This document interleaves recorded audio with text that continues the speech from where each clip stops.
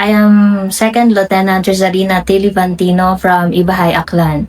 Graduated at Aklan State University, Ibahay Campus, Bachelor of Science in Hospitality Management, year 2024. Lumaki ako sa isang humble na pamilya. Simple lang. Tapos, yung work ng parents ko is, yung tatay ko is isang construction worker, then my mother is a housewife. Pangalawa ko sa 7 magkakapatid. During my college, I was encouraged to join the ROTC. Enrolled as a cadet, then I am curious sa kung ano man ang ginagawa sa ROTC, kaya nag-apply ako bilang isang advance officer. Doon nag-start yung pagiging leader ko, na-build yung confidence ko na humarap sa mga tao, sa mga kadete, at magturo. During my college at nag-graduate na ako sa ROTC, nag-serve ako as a reservist sa Community Defense Center sa Libas, Banga. And I was volunteered as graduate military assistant, volunteered na maging isa sa mga training staff doon sa 6RCDG bilang assistant doon sa training ng RCT Arab during 2023. Then, bago ako pumasok sa Philippine Army, I took the AFSAT exam sa ASU New Washington year 2024, and napas ko yung for enlistment personnel, which is the category D. Then after that, nag-work ako sa Kalibo, sa supermarket, then sa mall.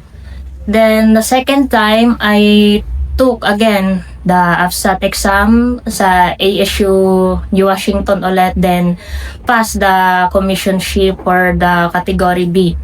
Then year 2025, I took the Army qualifying exam and special written exam, tapos napasa ko din yon. Then after, I was contacted by the Community Defense Center to join the Probationary Officer Training course. Then I was encouraged to apply because since I was in college, I was serving as a reservist sa Philippine Army. Na-encourage ako na mag-join sa POTC, then I processed my papers. I resigned sa work ko to pursue the training. So during the process, merong conflict because yung training na for probationary officer training course is na-move by November, na supposedly is July dapat yung mag-start ang training. So yung ipon ko is, tapos yung medical ko is nag-expire, so I was able to renew it. Kaya parang na-low moral ako na parang hindi na yata ako makakapasok sa training kasi lack of financial assistance.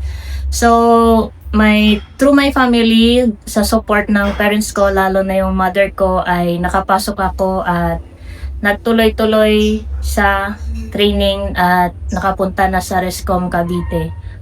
Then after that, during the processing doon, our program was changed to OCC ROTC that was conducted and hinawakan ng Officer Candidate School, TRACOM, Philippine Army. Then after that, during the training was not that easy kasi sobrang maninibago kasi doon. Sa iba sa ROTC ang training, tsaka sa totoong training na pagpasok mo talaga sa Philippine Army. Ako, personally, I admit na I was gusto ko nang mag-quit the time sa training because I really think na iba yung buhay ko sa labas. Sabi ko, kumpleto man yung tulog ko doon sa labas, bakit ako pumasok dito? Okay man ako doon, hawak ko yung oras ko, tas pumasok ako dito was na mold talaga doon na pag pumasok ka sa serbisyo, talaga ibibigay mo yung oras mo kahit ipatawag ka.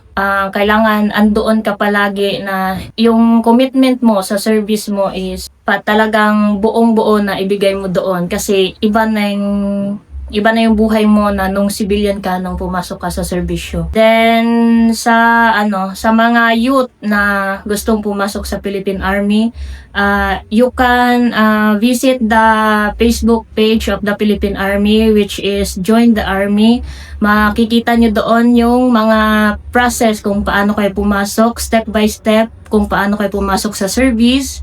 Kung gusto nyo mag-take ng exam, may schedule silang pinopost doon, yung mga registration, yung mga step by step na gagawin nyo bago kayo makapunta sa either sa officer candidate school or sa candidate soldier course. Then now I'm in the service. I am looking forward to serve pa sa Philippine Army to continue my service from ROTC to reservist and now sa regular force, and hoping na for the community is we can maintain peace. Tapos yung mga tao is wag nating hayaang impluwensyahan ng kabilang grupo. Yan lang. Thank you.